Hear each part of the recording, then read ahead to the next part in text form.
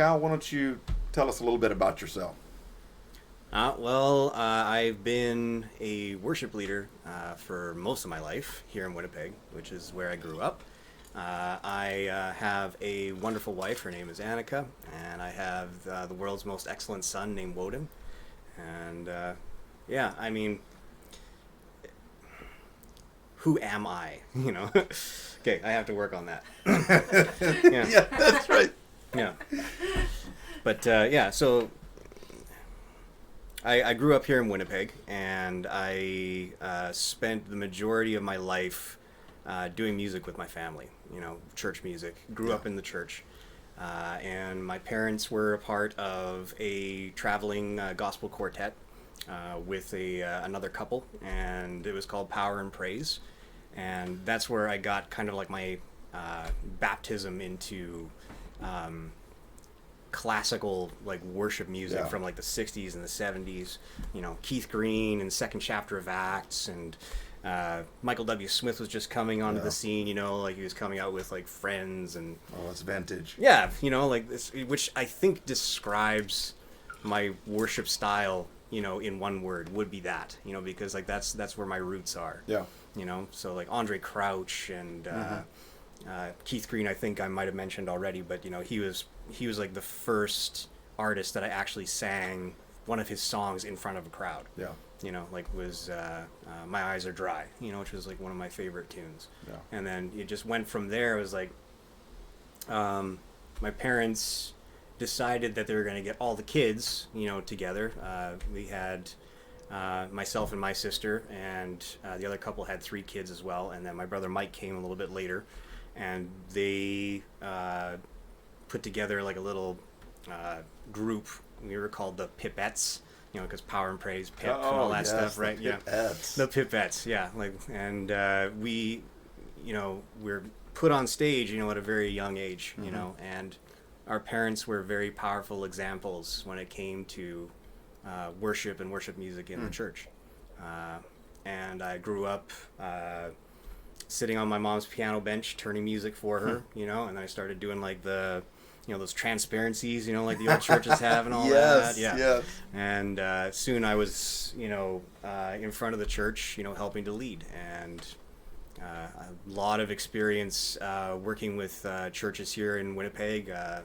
Was first at Soul Sanctuary with the Machalskis, and then I was with Grant Memorial for a good portion of time, briefly with Nassau Street Church, and then I was back at Grant for at least a year and a half. And what drew me back to that was I started watching some of the live streams from the church, and it was your preaching, you know, that inspired me to start making my way back to Grant. You know, and I didn't know who you were, you know, at all. And just all of a sudden, like one day, like I get a message from you, and you're like, "Hey, let's go and sit down and have some coffee." I remember that. Yeah, you know, like just for no reason whatsoever. You like, you know, there was no, you know, just out of nowhere. It's just like, you know, we got to sit down and we got to chat. You know, and we just talked about like our church backgrounds and, you know, worship likes and all that stuff, and it was super cool. Yeah. You know, so like that's. Yeah, so like my background it's very much rooted here in Winnipeg. Yeah. You know, it's rooted in, you know, in the church for like my entire 40, I'm not going to tell my exact age. 40 something. Yeah, 40 something years of life. You know, so That is a rich heritage, man. You're very fortunate to have role models. I mean, so probably some of your earliest memories are worship. yep. Yeah, Right. my mom is a classically trained pianist. Yeah. And she and my dad met at church while my dad was like in the choir. Yeah. You know, she was Yeah. playing the organ Oh, and all that goodness. stuff, you know. So I mean, like it's pretty much been, you know, since I was a baby. Yeah. Yeah. It's a That I can beautiful remember. part of your testimony and a part of your calling, right? That from childhood, this gift has been nurtured, you know, and you've been exercising that gift, and now God has brought you to our church, and there's this providential partnership, friendship, Yep. where this feels right. Like this, for such a time as this, God has called us to serve Him in this place. And I love the fact that you're so local, man. Like Winnipeg is your home. Your roots are here, born and raised. Yeah. And I'm the import. But just for a minute, share a little bit about worship, because you're going to be leading us in worship, Lord willing, for a long time, and we're going to have some amazing encounters with God through your leadership. And so you're going to teach us about worship in the months and years to come, but just initially, what are some thoughts you have about worship? Worship? Well, firstly, I believe that worship isn't just the music. Worship is the exercise of placing God in His rightful place, which is number one in our hearts and our minds, number one in our lives. That can be done through any activity during the day. I think, though, that music, because it's such a powerful medium, it translates emotions so powerfully, heartbreak Yes. and joy and truth, Yeah. All those things. I don't think any other medium really hits the human heart and mind the way that music does. And I think that's why it's so important to incorporate it into church. Yes.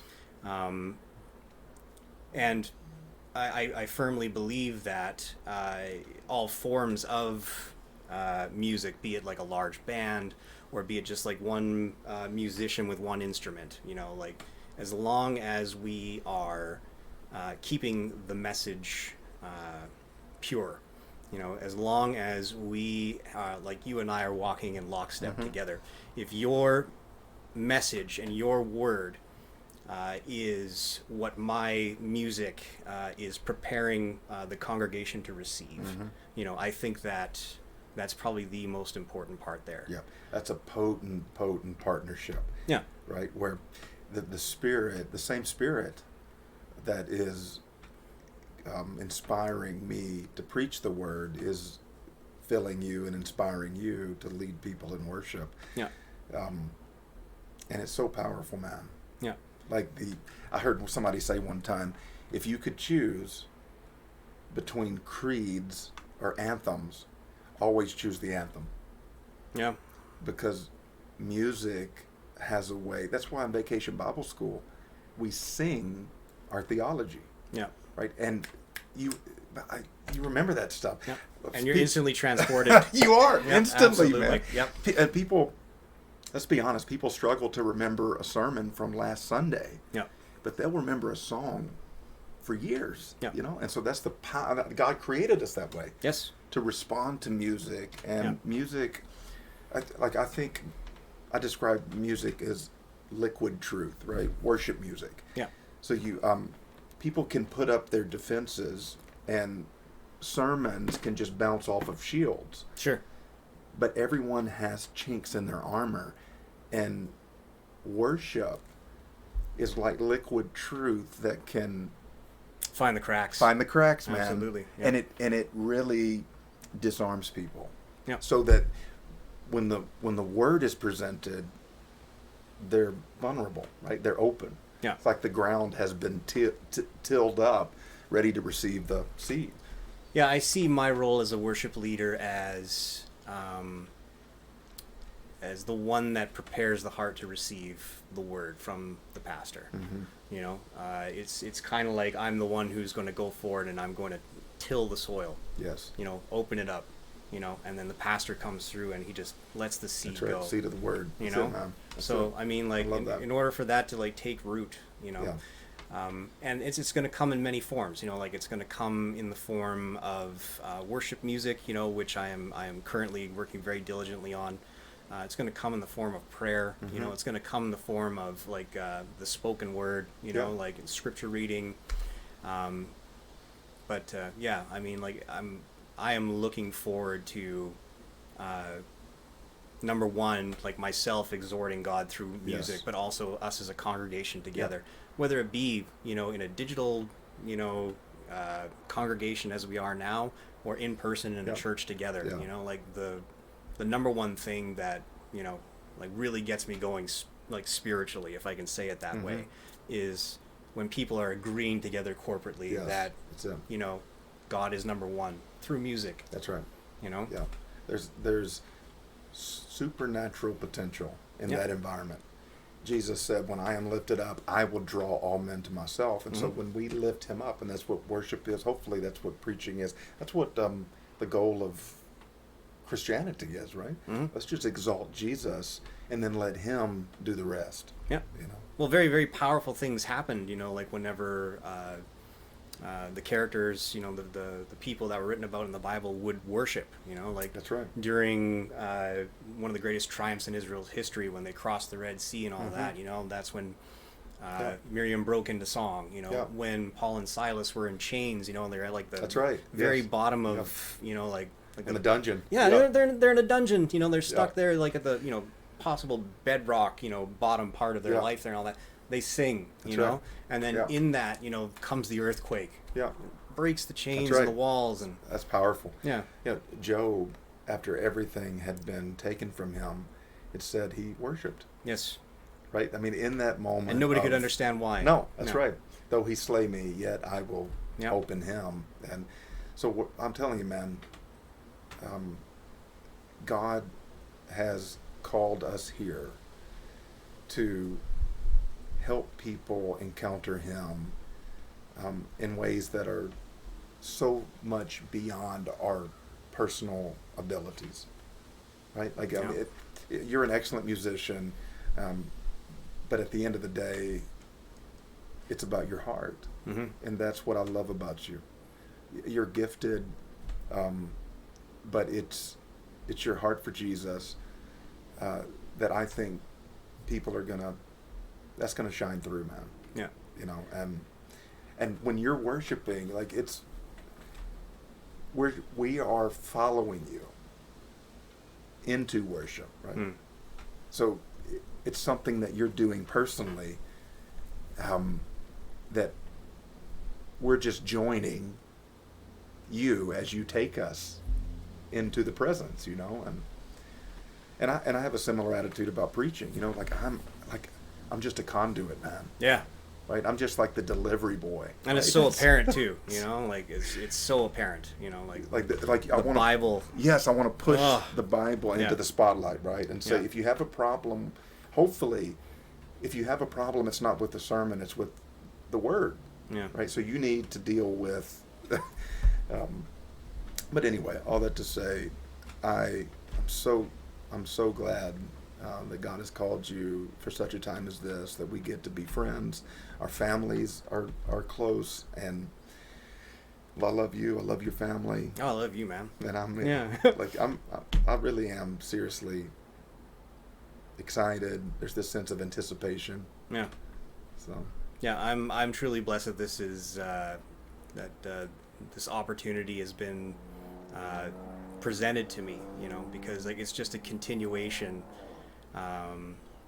of doing what I love, you know, and doing what I believe that God has gifted me to do. Yeah. You know, and it's